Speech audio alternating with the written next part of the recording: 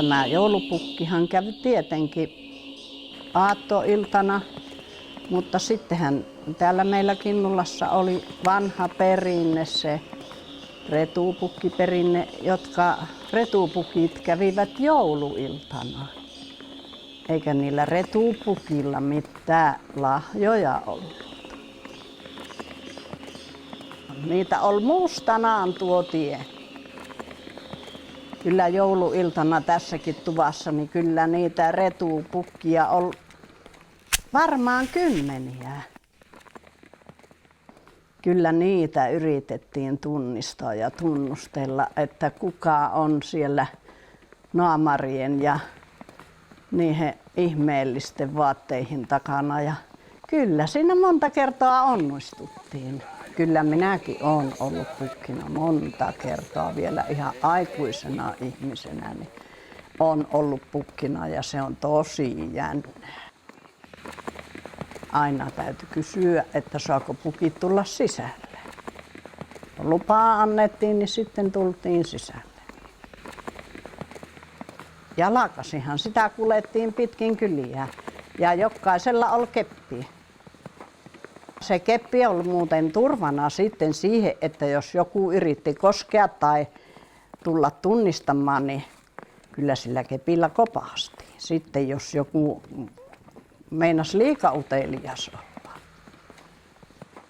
Oli suksen sauvojakin toisillaan ja luuvan varsia. Kyllä niitä oli sitten joulun jälkeen varrettomia luutia talojen portaanpielissä. Luuvan varrethan ne enimmäkseen oli keppinä. Kyllä ne kepit löytyy täällä maaseudulla mistä vaan. Itse niitä tehtiin niitä naamareita ja joillakin oli ostonaamareita, mutta enimmäkseen ne tehtiin itse pahvista. Ja nenälle tehtiin reikä ja silmille reikä ja posket, niin ja suulle reikä kanssa. Niihin sitten väritettiin, kellä värikyniä oli tai jotakin piirrettiin. No kengätkin piti katsella semmoset, että niitä ei kukaan tuntisi. Isojakin kenkiä, miesten kenkiä pistettiin jalkaan ja huoposia ja mitä kelläkin sattui olemaan, ei se valikoima ollut kovin runsas.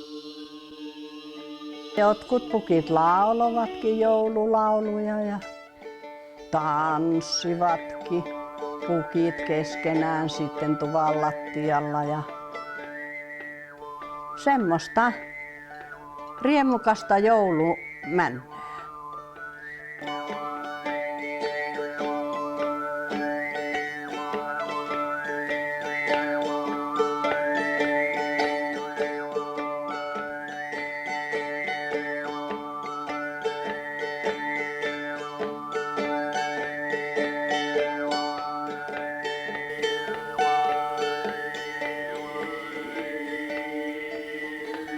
Kyllä minä nyt teille makeukset annan aina. Otetaanpas vaikka tästä paketista.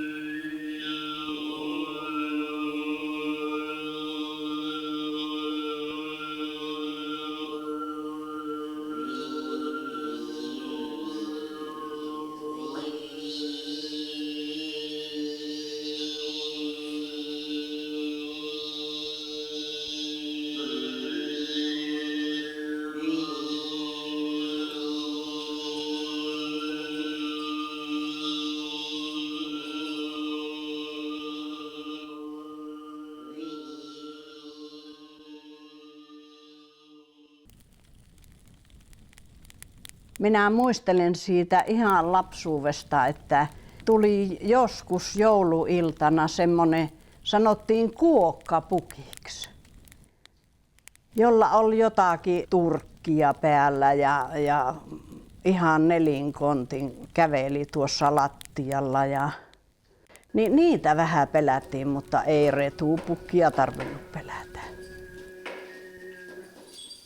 No se kuokkapukki oli semmoinen, minä muistan, kun se tuli tuvan ovesta etteisestä jo kuului kova kopina.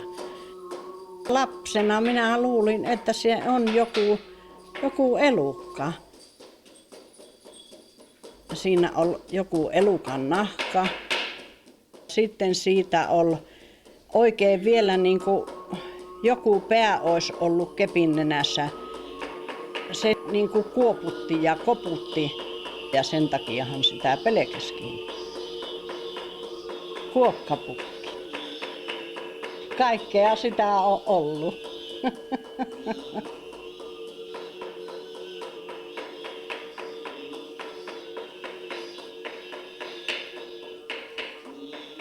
Minä kun olen jo tämän ikäinen niin kuin olen, niin minulla on ollut mahdollisuus tutustua kolmenlaiseen pukkiin.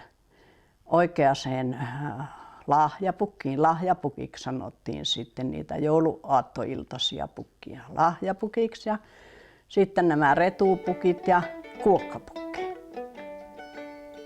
Mutta nythän ei ole jäljellä enää kuin lahjapukki.